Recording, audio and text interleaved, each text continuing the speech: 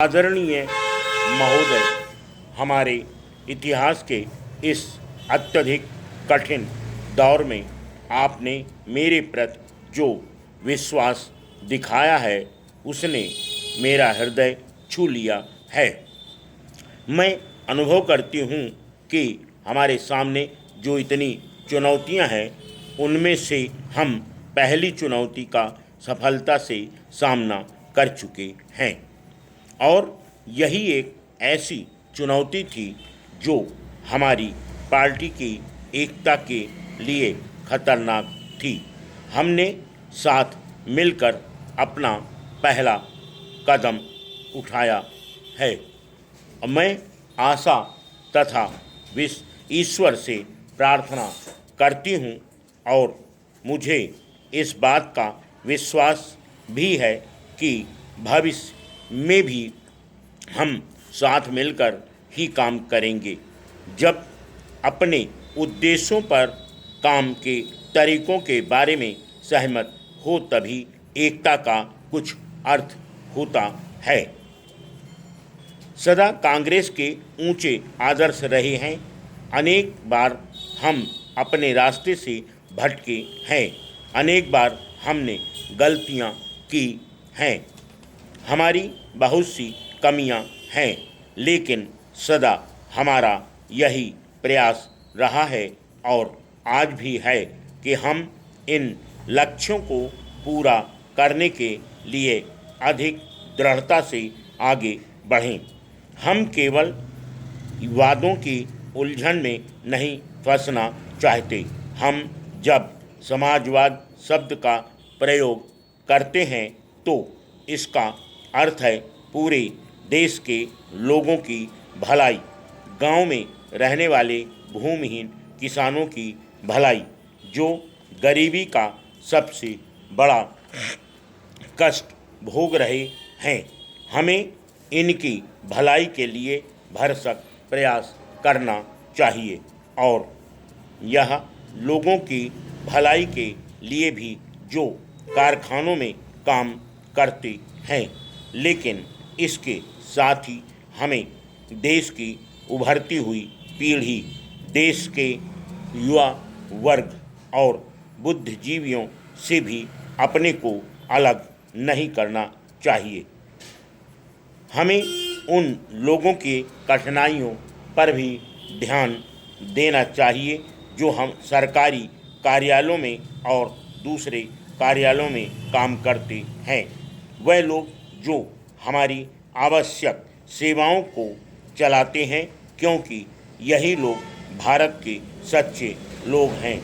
इन सब लोगों की ओर हमें पूरा ध्यान देना चाहिए और यह देखना चाहिए कि हम इन लोगों की अनेक कठिनाइयों और समस्याओं का किस प्रकार तेज़ी से हल निकाल सकते हैं। आज कोई भी जिम्मेदार व्यक्ति अथवा पार्टी ऐसा कोई वक्तव्य नहीं दे सकती जिसमें बड़े बड़े वायदे किए गए हों। स्वतंत्रता के बाद के कुछ वर्षों में हमने बहुत उन्नति की है, लेकिन इसके साथ ही समस्याएं भी बढ़ती रही हैं और आज केवल सही नीतियों की ही मांग नहीं है, बल्कि उन नीतियों को तेज़ी से लागू करने की भी मांग है। Full stop. नेक्स्ट। आदरणीय महोदय, यह समय कठिन परिश्रम का साथ मिलकर आपसी विचार विमर्श से और अपने देश के विशाल जन समुदाय तथा अन्य वर्गों की महत्वाकांक्षाओं के अनुरूप काम करने का है। यदि हम जन समुदाय से फिर अपना घनिष्ठ संपर्क बनाने में सफल होते हैं और यदि हम इस संपर्क को कायम रख पाते हैं तो भविष्य के कार्य की ठोस नींव पड़ सक जाएगी। आज हमारे सामने बदली हुई परिस्थितियां हैं। हमें बताया गया है और यदि आंकड़े सही हैं तो 1994 से वोटों की संख्या में केवल 5% ही उतार चढ़ाव हुआ है, लेकिन फिर भी बेहद बदली हुई परिस्थितियां हैं। आज हमारी पार्टी की ही सरकारें नहीं हैं, बल्कि कुछ राज्यों में हम विपक्ष में हैं। हमें लोकतंत्रीय तरीके से काम करने का अच्छा स्तर कायम करना है। हमें भविष्य में साथ मिलकर काम करना है। जहाँ कहीं भी विपक्ष देश की भलाई के लिए कोई काम करता है, जहाँ कहीं हम यह अनुभव करें कि विपक्ष सही दिशा में काम कर रहा है, तो हमें उसके साथ मिलकर काम करना है।